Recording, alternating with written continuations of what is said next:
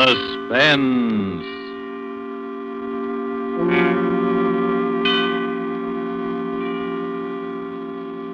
This is the Man in Black, here again to introduce Columbia's program, Suspense. Our star this evening is Miss Maureen O'Hara, whom you've seen rise to stardom in Hollywood within the short space of a year. Her performances in the 20th Century Fox production, How Green Was My Valley, then more recently in The Immortal Sergeant, and now currently in the RKO production, This Land Is Mine, have given her an enviable place in the ranks of America's new film favorites. Miss O'Hara makes her first appearance on our Suspense stage tonight as the heroine of A Study in Homicidal Mania, The White Rose Murders by Cornell Woolrich, which is tonight's tale of suspense. If you have been with us before, you will know that suspense is compounded of mystery and suspicion and dangerous adventure. In this series are tales calculated to intrigue you, to stir your nerves, to offer you a precarious situation and then withhold the solution until the last possible moment. And so it is with The White Rose Murders and the performance of Maureen O'Hara. We again hope to keep you in suspense.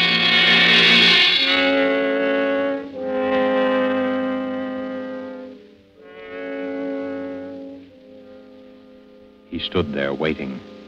He knew that presently they would come out of the second-rate dance hall, out into the dimly lit street. He listened a while and smiled as the orchestra played that tune inside. And then they came out, the two girls, and still he waited, close enough to hear what they were saying. Well, I'll see you at the office tomorrow, Sally. Oh, I don't know how I'll get up. It's after 1 o'clock. 6 hours sleep. Oh, I'll be dead tomorrow. Me too. Oh, gosh, I gotta have at least 8 hours or I'm no good at all. I wish I had someone to walk me to the bus. It's 4 long blocks. I'll walk you down, Sally. Oh, don't bother. We go in different directions. It's no trouble. Really, I don't mind. Well, really, it's not necessary.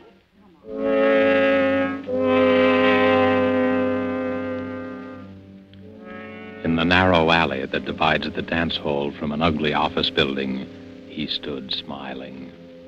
Just a little inside the alley, he stood stiffly against the wall, his head back, eyes closed, arms straight down, and in his left hand, a white rose. Well, all right then, Sally. Good night. Good night, Joan. See you in the morning. Dum, da, da, da, dum. Da, da, da, da, da, da, dum.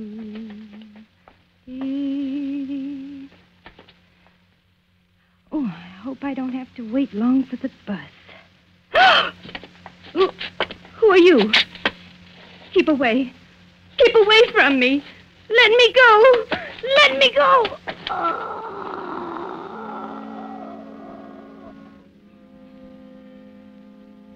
The girl is dead. Tenderly, the figure straightens her hair and gently places the limp body on the ground. Then he opens her clenched fist, and carefully, so that the thorns will not bruise her flesh, he places in her hand the white rosebud.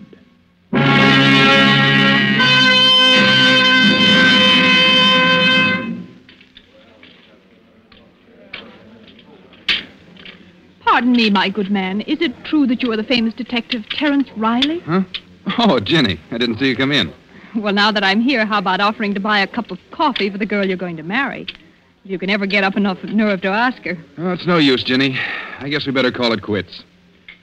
I'm just a dick on the homicide squad, and that's all I'll ever be. And I'm a rich debutante. We don't belong together. Oh, you've been reading too many of those romantic stories, Terry.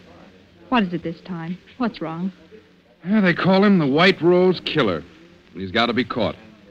There's a general demotion coming on if he isn't, and that's all I need to get back into uniform. Oh, don't worry, darling. You always look good in blue. Yeah. Just to match the way I feel. Tell me more about the White Rose Killer. What's he like? That's the stumble. He could be anybody. No one's ever seen him except the dead, and they don't talk about it afterwards. Just slips out of the shadows and kills and then slips back again. How many has he murdered? 4. And he's not through yet. It's going to be one of those chain things if he's allowed to keep on. Are you sure it's always the same one? Yeah, that part of it we're sure of. It's the same touch, the same way of operating every time. How do you know that? Well, it's a rose. A white rosebud. A death rose. Puts it into each victim's hand after he kills her. Her? Yep. It's always a woman. A young woman between 19 and 23. What's behind it? Do you have any idea? Well, I'm not sure. But here's what I figured out. You know what a rose stands for. Symbolically, I mean. Why, yes, it's the flower of love. The white rose, the bud, has another meaning. Purity, loyalty, devotion, and especially it stands for a young girl. Well, that's right. And that's about the way I see it. So maybe it's a double cross, committed against our murderer by some young girl whom he worshipped and who betrayed his faith in her. You ought to be a detective, not me. Thanks, darling. I've got a very fine teacher. Sweet. There's another thing. The murders were all committed near places where there was music, dance halls and cabarets and the like. There's a song that brings back the original shock that, gives him the final push over into the darkness. As far as we can figure out, it's the beer barrel polka. Well, how does he commit the murder? Is it always the same way? Always. Strangulation between the hands, with the thumb into the windpipe to keep his victims from crying out. But isn't there anything else you know about him? No, that's why it's so hopeless. He's insane, of course, but there's only this one phase to his insanity. Probably perfectly normal in appearance and behavior. You could pass him on the street and even know it. Well, it's only when he sees someone vaguely like the girl he loved and hears that song that the one defective wire in him is jangled and short circuit. But, Terry, the flowers, don't the flowers tell you? He must get them somewhere you could trace. Well, we don't know where he gets them. Maybe he steals them or... Terry, what if you were the one to get him? Well, it would mean a citation and a promotion. And then all the things that stand between us would disappear? We could get married? Well, the chances would be a lot better anyway. But what chance have I? Everyone in the department has been working their heads off for weeks and they've all failed. Uh-huh. Terry, what were the girls like? The ones he killed? Well, as I told you, they were all between 19 and 23. Their heights were pretty much the same, too. They were all tall girls, around 5 feet 6 or 7. A little taller than you. And all dark-haired. How did they wear their hair? Why, they... Say, what is this? Oh, nothing, darling. Just interested. How did they wear their hair? Well, from what I remember, they wore it sort of loose and curly down the back. I suppose each one had a resemblance to that long-dead love of his. That's probably it. Well, anyway, that's how the record stands. And we're all waiting for it to happen again. I see. Terry, I'd like to go home now. I shouldn't have told you all that stuff. I've given you the creeps. Oh, come on, Terry. Take me home.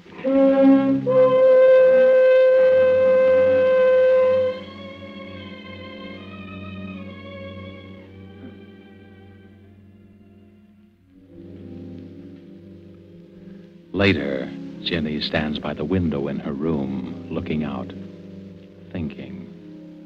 She doesn't move for a long time. Then suddenly, quickly, she goes to her closet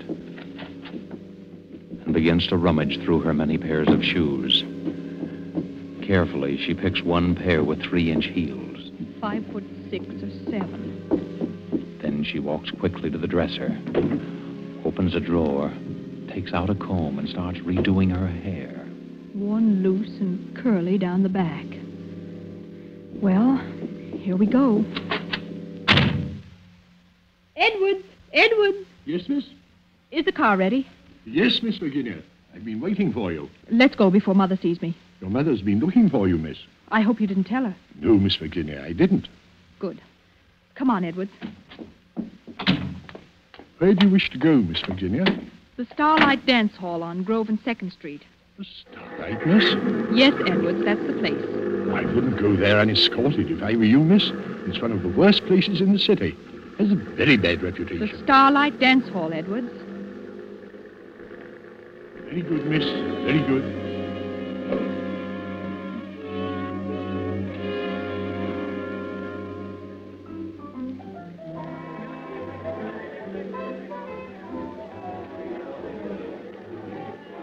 Ginny walks slowly around the low-lighted dance hall, trying to make herself conspicuous. A tall figure leaning against a pillar watches her intently as he idly smokes a cigarette. He doesn't seem to belong there. His clothes don't have the nattiness of a dance lover. Ginny pauses not far from him. Deliberately, he throws his cigarette on the floor, steps on it, and slowly walks over to her.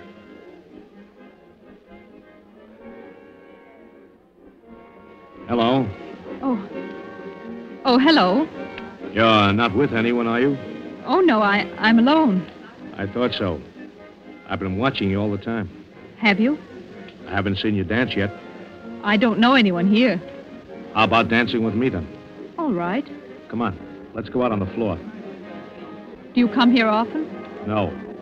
I never go to the same place twice. You don't? Why? I'm always looking for new faces. I'm restless. Do you find the faces you're looking for? Listen. Listen to that song. I like that. I like it very much. Yes, it is a nice song. You know, you remind me of someone I used to know. I'm trying to think who. I do? Yeah. You mind if we stop dancing and go over and get a drink? No, let's go. Oh, look. They sell flowers here. Yes, I see. I'll get you some. What kind would you like? Oh, any kind. You pick it out. All right. Let's see. There's something kind of innocent and young about you. Different from most of the girls that come here. Can't we stay here a little longer? It's intermission now. They won't play again for 10 minutes. Come on. But I like it here. Let's stay a little while longer. Well, then let's go down for some air. We can come back in a few minutes. Come on. But, We'll be back before the music starts. oh, you're hurting my arm. Am I? I'm sorry.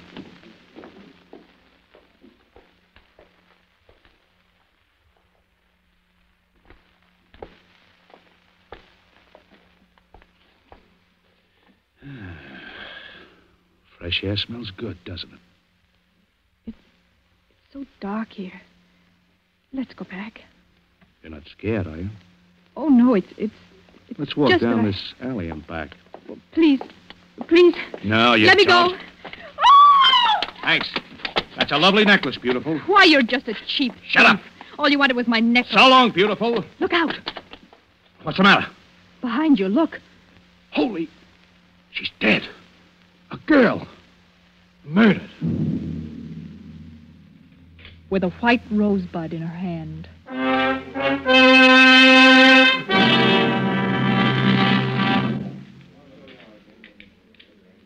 Well, Ginny, happened again last night. Just like the other times. The girl strangled in an alley and a white rose in her hand. Any news of the killer? No. He might just as well float through the air for all the trace he leaves. He must have bought the flower upstairs in the dance hall. He must have been there earlier, bought it, and saved it No, until... there was only one rose sold up there all night. And to a man who had a different girl with him. We had the flower girl at... How did you know that they sold flowers there? I didn't tell you. Well, I must have read it somewhere. You couldn't have. Wasn't in any of the papers. No details were given, just the statement that an unidentified body was found. Well, I just imagined that they'd sell flowers in a place like that. Well, I'm glad you don't go near those dance halls. Why, with this nut running around loose... Don't bother about that. We'd better catch this killer. And fast. Where do you get this we stuff? To hear you talk, you'd think that you were on the case, too. Wouldn't you think so? To hear me talk?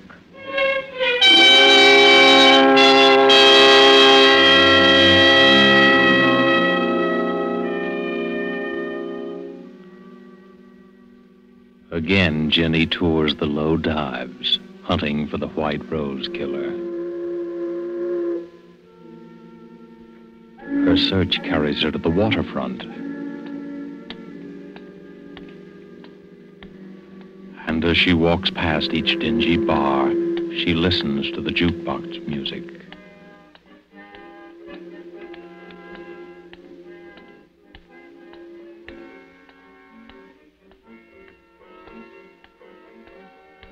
A little after midnight, she passes a dirty windowed saloon.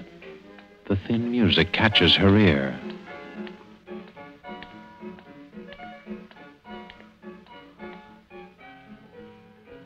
She pauses and listens, her eyes alive for some sign, some indication of the person she's looking for. Then suddenly her body becomes rigid as her eyes fall upon a figure huddled in the shadows. Someone's watching me.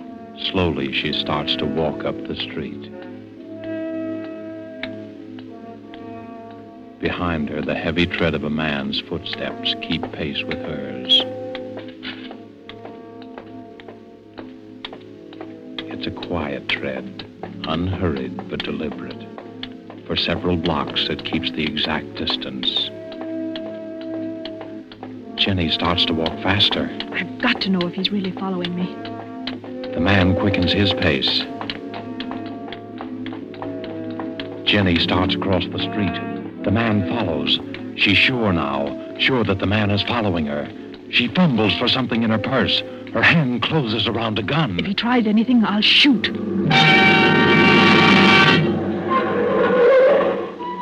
You in any trouble, lady? Oh, no, officer. It's all right. You scared him away. Scared who away? Oh, just a man who wanted to bring me flowers. That's all. Well, he brought you one anyhow, lady. What do you mean? Right there on the ground, right by your feet. A white rose.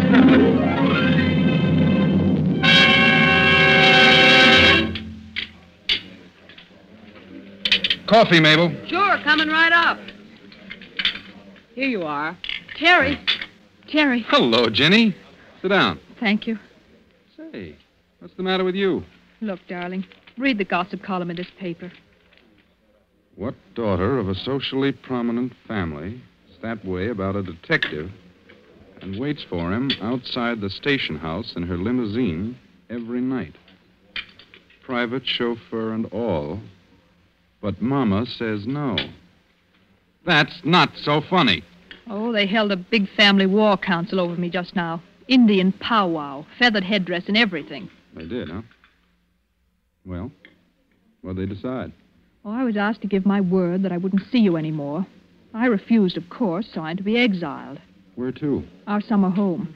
It's just a few hours out of town, but I'll be there all by myself. Just with Mrs. Crosby, the housekeeper. Oh, maybe they're right. Why don't you listen to them? Are you on their side, too? No. When you leaving? Right away. Edwards is driving me out. I just slipped out to let you know.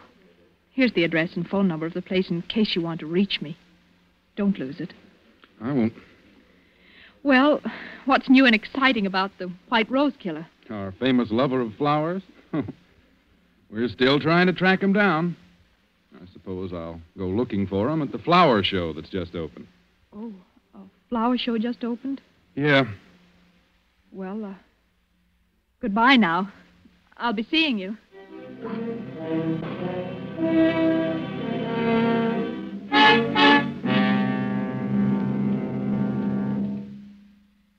What floor is the flower show, please? 3rd floor, miss. 3, please.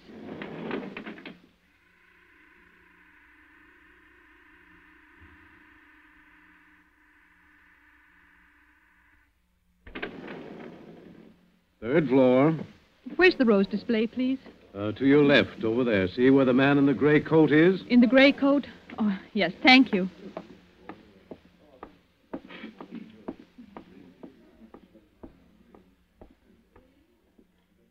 They are lovely, aren't they? Oh, you startled me. I'm sorry. I was just admiring the roses. Oh, yes, the nicest flowers here. I just can't keep my eyes off them. Yes, you can feel that way about some flowers. Now, that's the way I feel about white roses. Have you been here long? I really don't know. I suppose so. You see, I've come here every day since the show opened. I like to be near the roses, the white roses. Those big ones are nice. No, I like the little ones best, the little tightly curled rosebuds. They're so little and innocent. Oh, well, I really better be going. Are you going down? Yes.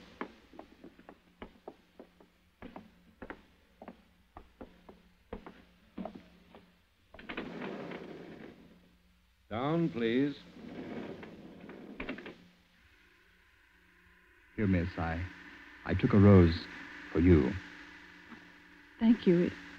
It's lovely.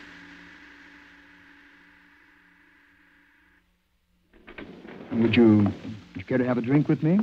Why, yes, thank you. I know of a little place a block or two down there. They have nice music. We'll go there. All right, whatever you say.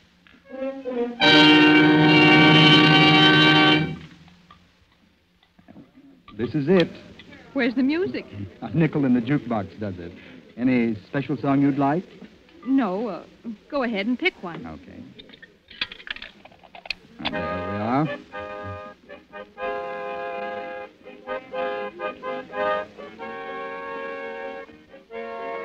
Oh, that's my favorite song. Reminds me of a girl I used to know.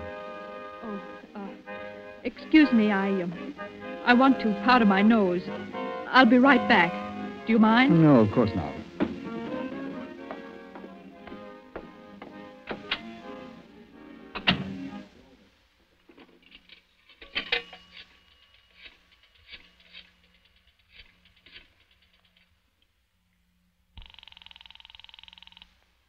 Seventh Police Precinct. Sergeant Thomas speaking. Hello, is Terry Riley there? Just a moment, I'll see. Please hurry, it's important. No, sorry, miss. Terry Riley's not here just now. Oh, will you tell him that I can't keep that date with him? Goodbye. Do you always go to the phone booth when you want to powder your nose? Why, I had to make a call. Uh-huh. Well, I'm afraid I'll have to leave you. Oh, wait, let me come with you. I'm sorry, miss, but I've got other things to do. Oh, What's the matter? that car, someone that knows me. Let's get away from here. That's just what I'm going to do. So long, lady. Wait, please don't go. Miss Virginia. Miss Virginia. I'm sorry, Miss Virginia, but I must speak to you for a minute. Oh, Edwards, what do you I'm want? sorry, miss. You'd better come with me at once. I've been looking for you everywhere. Your mother's been taken seriously ill. Mother? Where is she? She's out at the country place, miss. I drove her there shortly before dinner. She wanted to pay you a surprise visit. Oh, I believe the shock of not finding you there upset her, miss. is she very bad? She had the doctor with her when I left. Mrs. Crosby has gone away for the day. Your mother needs you, miss. Well, let's go. Hurry, Edwards, please. Right, miss.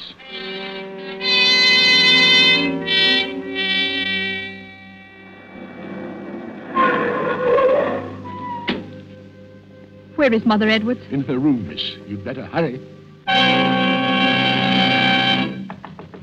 Mother? Mother? It's Ginny. Is the doctor in there with you? Mother? Why, there's no one here. The room's empty. The bed hasn't been touched.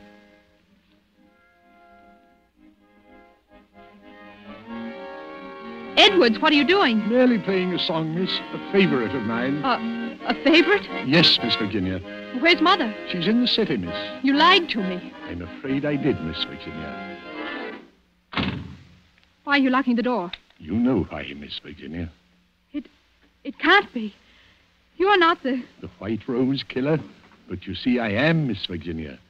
Driving you and your family around day after day. Sitting there right in front of you all the time. It was amusing to watch you hunting for me. Hunting for someone you saw several times a day. It can't be. You're not insane. Of course not.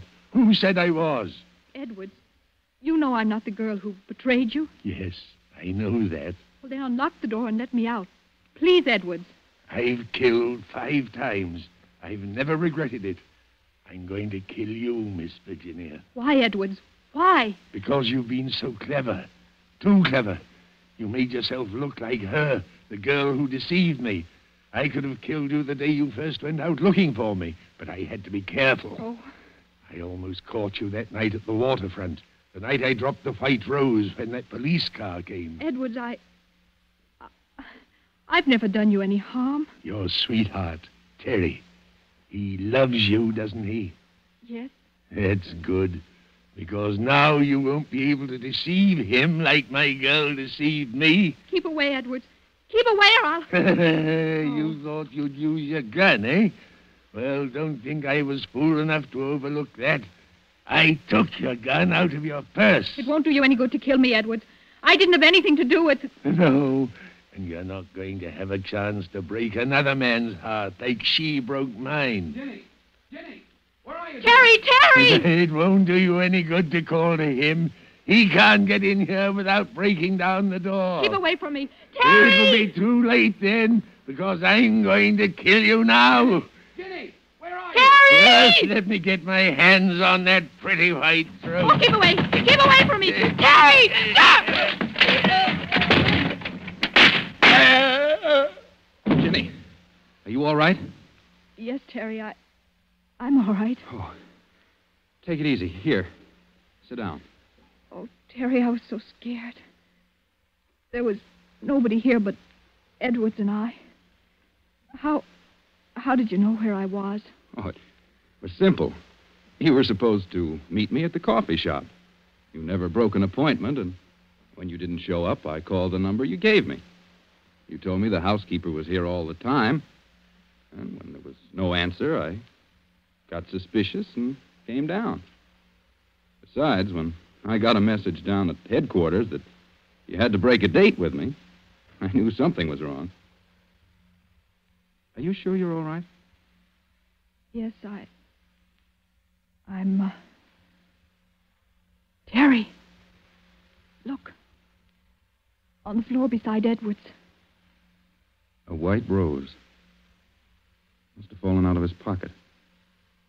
That was meant for me. Oh, Terry, it's all crushed. Yeah. Crushed and dead. Just like the white rose killer.